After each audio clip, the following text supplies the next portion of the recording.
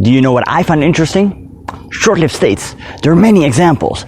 In this video, we are going to talk about the Italian Regency of Carnaro, which was set up by Gabriele D'Annunzio, and it was known as the first fascist state in history. Keep watching.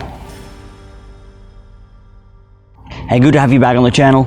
If you're new to this channel, I'm Stefan, I'm a Dutch history teacher and I make videos about history for you. Right now we're overlooking the Croatian city of Rijeka, but it was not once known as Fiume. Let's go back a little bit. Till the end of the First World War, it was part of Austro-Hungary. When the Great War was over, both Italy and the new proclaimed Kingdom of Serbs, Croats and Slovenes claimed the city. By 1918, the city had around 30,000 Italian and 9,000 Croatian inhabitants. Instead of becoming part of Italy or the South Slav state, it became a self-proclaimed free state. Behind this was the Italian aristocrat Gabriele D'Annunzio. How did all this happen? Well, therefore we have to go back to 1915, because then Italy was promised territorial expansion by the Entente according to the secret Treaty of London, and Italy joined the side of the Entente.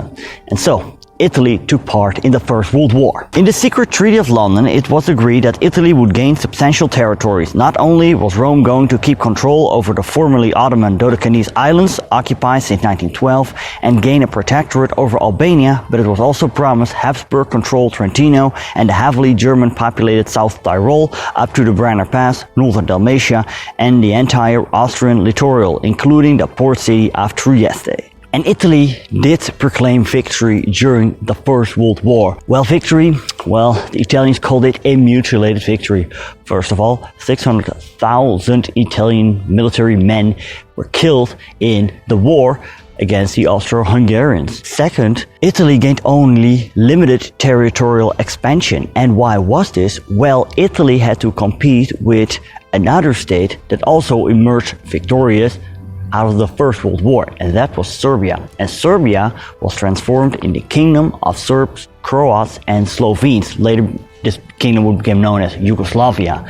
Now, this kingdom also claimed territories that were promised to Italy. At the end, Italy gained minor territorial expansion. So what about the city of Fiume, today known as Rijeka? Some of the territories were claimed by the new kingdom, such as Dalmatia, but were promised in 1915 to Italy. And Rome wanted even more than was promised. The Adriatic port of Fiume, now Rijeka.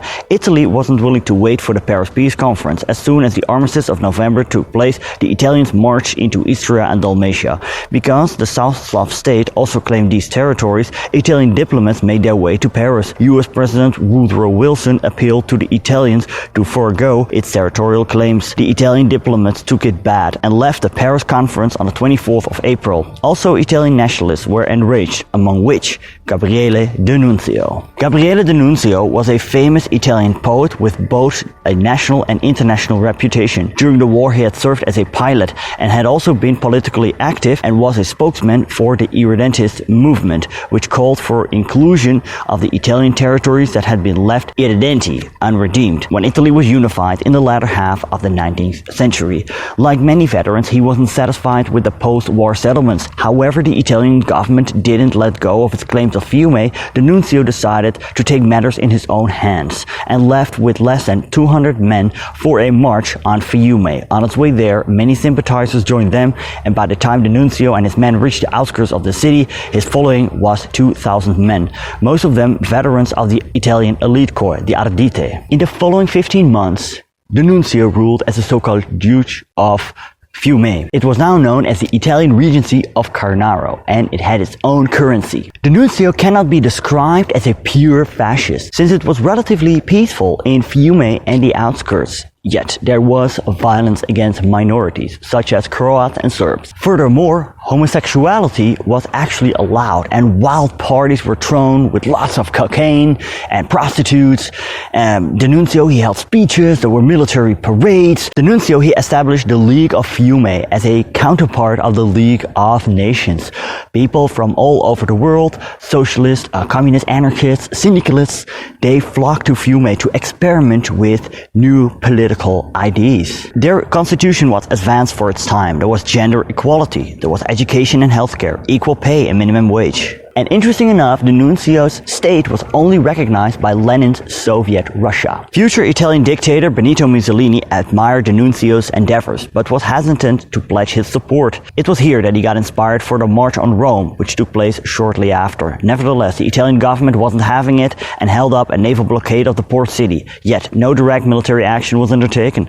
Because the Italian rulers feared for the negative response of the nationalists, most of which had sympathies for D'Annunzio. Many nationalists made it to the city, which increased D'Annunzio's army to 10,000 men. Eventually, the Italian government did come into action when the Treaty of Rapallo of 1920, not to be confused with the 1922 treaty between Germany and Soviet Russia. This treaty was between the Kingdom of Italy and the Kingdom of Serbs, Croats and Slovenes, where Fiume was granted a free state status. On Christmas Eve, after the Italian naval bombardment, D'Annunzio and his followers yielded the city. The Free State of Fiume was connected to Italy by land, but formerly known as Corpus Separatum, a separate body, and remained its free state status. Adriatic islands were divided by Italy and the Kingdom of Serbs, Croats and Slovenes. The coastal city of Zara was to be Italian. The Italian diplomats were happy, but the Italian nationalists were not, and one of them was Benito Mussolini, and he would undertake his march on Rome and eventually seize power in Italy and establish the first true fascist state. Or do you think that D'Annunzio's Regency of Carnaro was the first fascist state? And although in Rijeka the events of the Regency of Carnaro have been largely forgotten, here in the port city of Trieste, which is Italy, people have not. Because I'm sitting here next to the man himself, Gabriele D'Annunzio.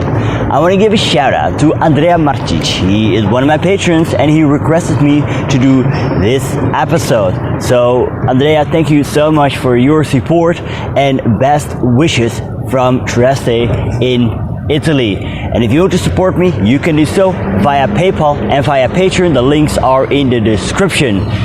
Do not forget to subscribe. Hey, and if you want to know more about other short-lived states, well, you can click right here.